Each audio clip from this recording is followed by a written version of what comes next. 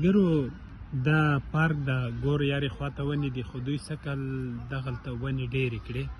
ونې داسې څیړه ولاړې دي تر هغه برې خوا، دغه جالونه یې هم ترې تاو کړي دي چې ماشومان یې ونښکوي یا مثلا توپان راسي، دې لپاره چې ونې کږې نه سي، نیغې پورته لاړې سي، نو دا د دواړو خواو ته یې تړلې.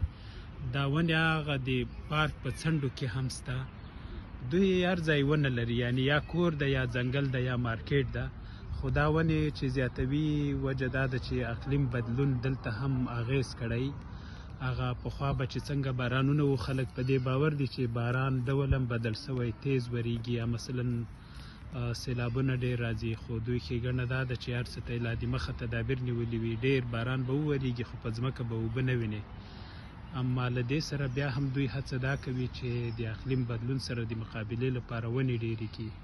پلاستیک کارولو باندې بندیز لګوي یا مثلا ګاډي برېښنایي جوړ کړي. نو وطن کې خو دا د یوازې ونې کرل کېږي، خو وروسته بیا دا معلومه نه وي چې دا ساتل کېږي او که نه. خدای وکړي که ونې کرئ چې ویې پالئ، ویې ساتئ او لویې سي.